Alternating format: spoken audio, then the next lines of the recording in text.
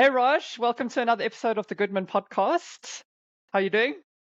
Yeah, good. Yeah. It's Friday. It's time to sort of unwind a little bit. So glad we can catch up and have a chat. So thank you for having me once again, and good to be on the Goodman podcast. How are you doing, Megan? Yeah, as usual, can't complain. Although, as most people say, we can complain, but no one really cares. So we'll we'll leave it at that. It's better to not complain anyway. But what I would like to do is talk about something that is very close to my heart as a business owner. I know it's close to every other entrepreneur and business owner's heart, and even employees. I mean, everyone in the world. Let's talk about money and how we can use content and monetize that content. So, yeah, I don't know if you want to maybe kick us off and just kind of outline what it exactly means to monetize content and why this is kind of gaining such significance in the business world and in the marketing world specifically.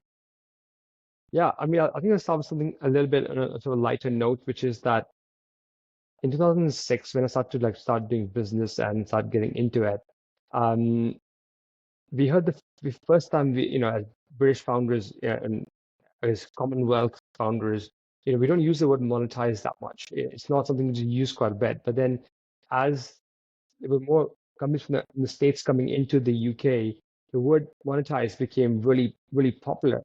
And to date, I use a Z instead of a S, for monetize because in my head, it's a very American concept. So taking something Mm-hmm. which has value and then be able to make money out of it to monetize it. I think it's really, really fascinating. And I think content is something when I first came across content, I never thought there was an opportunity to kind of really make money from it in other forms than just kind of, be as part of something else. But over the years, I've been seeing the monetized content actually is a big stream, a big opportunity, potentially in the billions of dollars, maybe in trillions, for example, in the industry. And every industry, every job, every sector requires content. And so the opportunity within monetization of content is literally infinite. Yeah, I must say that it's kind of a bit of a paradox, isn't it? Because the original content marketing was essentially giving away all this content for free to create this kind of traction and brand recognition in the market for your company or for your brand. And now to monetize that, it feels like a bit weird to like we had all this free content, but now, we want to start making money off of it. And I suppose in the long-term view, that's exactly what it was, because you were using content to drive brand awareness and drive a need to want to interact with the company that does monetize. But I think that the space between creating the content and seeing some kind of return on investment has shrunk since people have started monetizing with a Z their content. Yeah, it's very true. I think the, for me, the content monetization in some sectors might be looking like it's going down, but also it's going up as well. So, I mean, just looking at, you know, just look at, say, for example, YouTube. That's a whole new segment, which was, 20 years back, if I told someone that, hey, listen, there'll be a website, we can make videos, make money out of this, they will never even imagine that to be true. But then look at Mr. Beast today. Mr. Beast, people who don't know, is makes videos which I think believe they go live every second week on a Saturday, and each of them will get 100 million views, for example, within the first week and a half to 2 weeks. So, you know, he is on track to be the first sort of publicly trading billion-dollar company, which is completely driven um, by YouTube marketing, which is fascinating. It's absolutely Yeah. fascinating. So that's just one example of it. But there are other people who are using content writing, for example, for their sort of um, monetization. It's fascinating because the reality of content production is that there's not only one way to monetize it. You can package it into in the form of advertising, for example. You can do affiliate deals, for instance. You can do all these different things. I can just go on and on about these things. But there are Mm. multiple ways to sort of channel your content. Whether it could be in the form of courses, for example. You can actually just sell content on its own. So it's fascinating the way content can actually go. Yeah, yeah. Now, I mean, there are obviously kind of the traditional monetization routes that you can go. There's subscription models. There's offering, like you say, online courses, for example, where the first module is free and then you have to pay to download the rest of the course. There's even on Apple Podcasts now. There's specific you have to, well, I suppose it's a subscription model. You subscribe to get key content behind the front facing piece of the podcast. But now obviously you're generating more and more content in order to monetize it. When considering the balance between quantity and quality, what factors should we keep in mind to ensure maximum profitability? Great question. So yeah, just to kind of go on that thing. I mean, it's obviously, I don't think half an hour is enough to kind of talk about this. We can go on for days, for example, right? So, Yeah. but just to kind of mention, like you talked about sort of the subscription model, and then you talked about sort of the premium models. If you look at these models, especially, it's about looking at where is the value we can create for the end user.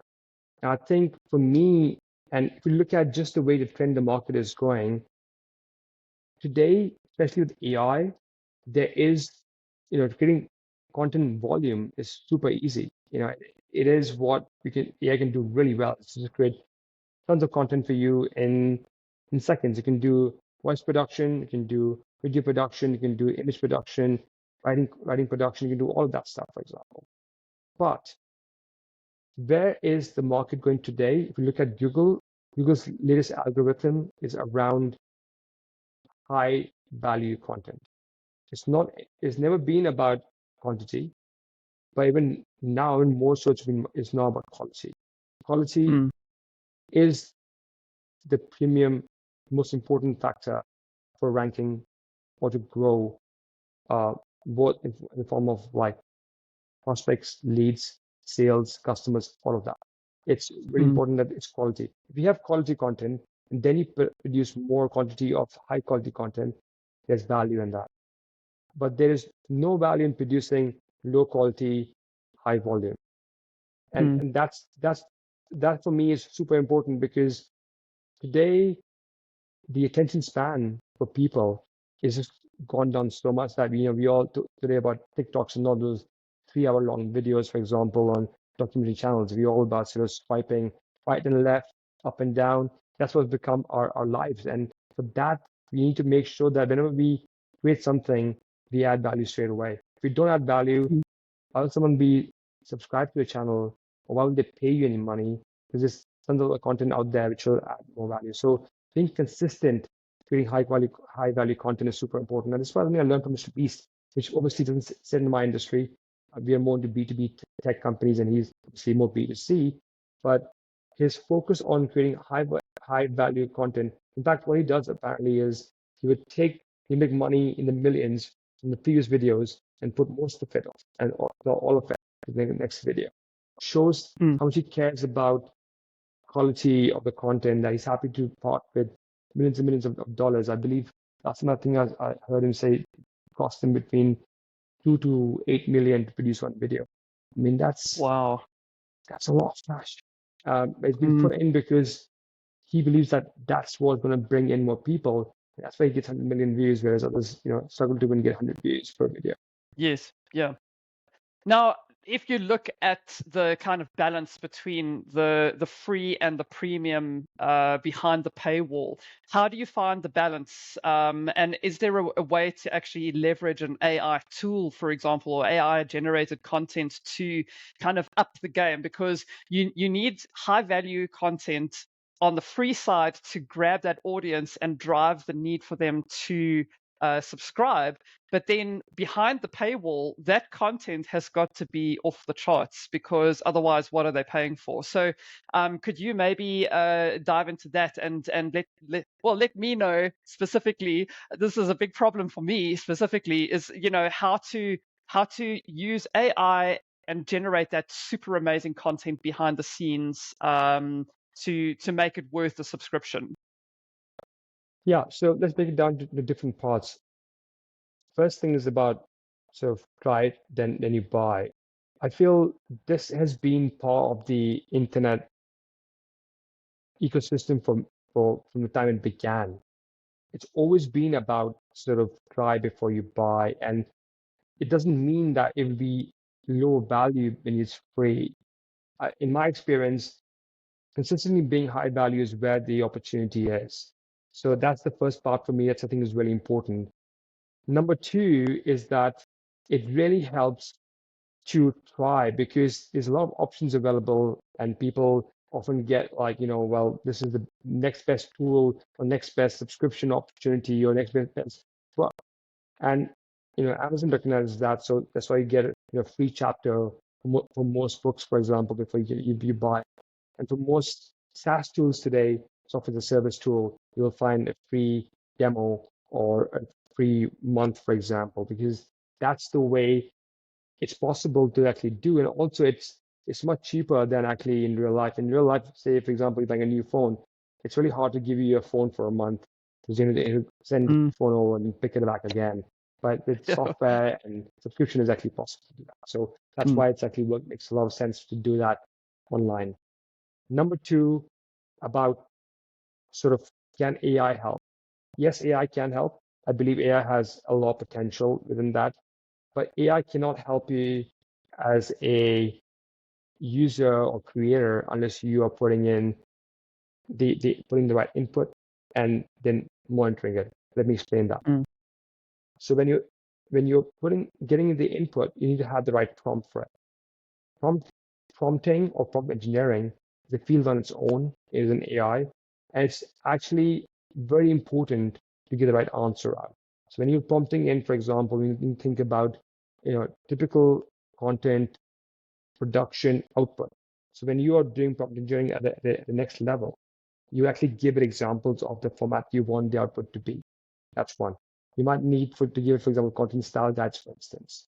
You need to make sure you use the right tool for it. So if you use, for example, ChatGPT 2 versus 4, there's obviously a Mm. big Mm. difference.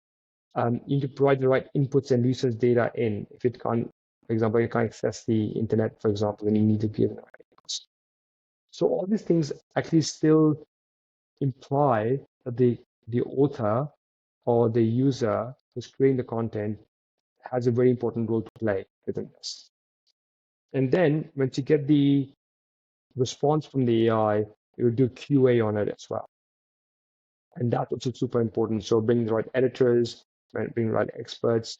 And many a times I've seen that, I use the same prompt, tweak it for a different scenario, and it won't work as well. And it still Mm. needs that key of QA to be done. Again, if the prompt is done in a way that's generic and works really well every time, it still needs a lot of recursive way of improvement to get to a state where it will produce great response every time. So what I'm going to Mm. say is that AI on its own cannot help you achieve success. It needs Mm. human beings involved, either generally both at the beginning and at the end, but definitely at the beginning, the prompt engineering has to be done to a very high level. Yeah. Yeah.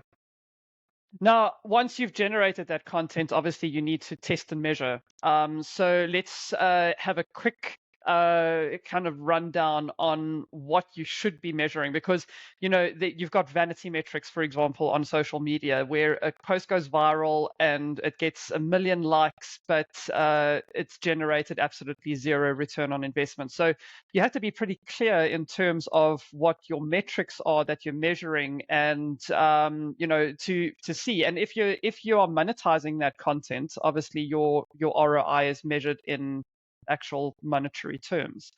Um, is there a way that AI generated content can do this? Like, what insights from about audience behavior can it actually reveal? Yeah, so AI can do a great job analysis of the data as well. So it's, I often use it for that. But ROI is different for different people. And I think it's about knowing what ROI is.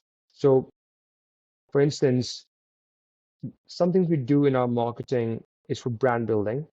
And other things we do in our marketing is for lead generation, which leads to direct cash in the bank. So for Mm. example, SEO, for instance, for us is, I would say, more cash in the bank. And I would say, for example, YouTube videos or maybe a podcast is more brand building. Also, obviously, it is to give back as well, but I would say it is both. So if I use the same ROI or same metrics for both these scenarios, SEO and video production for YouTube, I don't really do justice to either one of them. So Mm. what we decided to do is to have different metrics for SEO, which is lead focus. So number of SQLs, sales qualified leads, and MQLs, marketing qualified leads produced through content for SEO. And for YouTube, it's about engagement. So number of likes, comments, views, subscriptions, for example. And they both are obviously valid, and it depends on scenarios. So I will set the parameters based on what is we trying to achieve from this. Now, I would say AI is a intelligence tool which can be used to help us to achieve them. It can be used to prompt, like we can prompt it to kind of give us the right kind of data. If you tell it what's the end result, it can help to achieve that. But again, it needs the right prompting, needs the right data to kind of really make sure the results are in line with what we're looking to achieve. So Mm. again, this is not different from not using AI. I think at the end of the day, let's not look at AI as functioning the entire game. It's only helping us achieve better results. And let's fit it Mm. into our use cases instead of making a new use case for AI. Yeah. Okay, on that note, the 60-second takeaway, what kind of action points can people put into their business or into their, I mean, if they're an influencer or whatever, how can they monetize their content and use AI within that process? Yeah. So my takeaway would be that firstly, understanding what a business is really important. So understand that the monetization of content is a big opportunity, potentially trillions of dollars worth of opportunity. But to understand what we can do first is subscription, whether it is sort of premium model, whether it's SaaS, whether it is a affiliate model or ad model. It first comes down to understanding our industry, our audience, our customers, and then fitting in the strategy into it. Number two, if using AI, that's awesome. It is going to help you. But to make sure AI helps you, you need to understand if you can actually give it the right prompts and the right quality assurance at the end of it. Without that, we're not going to see the right results. And finally, if you're looking to use and monetize our content and looking to use AI within it, it's about understanding, well, where is the value it creates for our business? I would say that at the end of the day, content production and and content overall should help our business achieve our goals. So the goals are the most important part to understand, and that depends upon our customers, our audience, for example. So understanding them is the first step of it. Once you understand them, then back to see where AI can fit into the business. I wouldn't start with AI first and then trying to fit in the customers into it. Customers Mm. first, then comes the AI to help us to scenarios. But yes, Yeah. AI can definitely help, and there's a endless opportunity to really monetize our content today, was there before, and will be in the future as well. Okay, cool. Now, goals, that's a whole other thing. That's a Monday conversation. Money is a Friday conversation. Goals are a Monday conversation. And I think that we do potentially have some discussion lined up regarding goals and content goals and that kind of thing in the upcoming episodes. So listeners must listen out for that. And yeah, let's end off there and go on our Fridays and continue thinking about money that we can get from our content. Indeed, indeed. I think it's Friday is it's coming to my wine o'clock anyway, so it's a beer o'clock, what you want to call it. So I think it's a good time to end, and definitely maybe having a couple of drinks and thinking about how to make more money is exactly a good idea. So yeah, it's probably a good place to end our conversation Awesome. tonight. Cool. Thanks, Raj. I've had fun as usual, and I look forward to the next episode. Likewise, Megan. Thank you very much. Cool. Have a good weekend.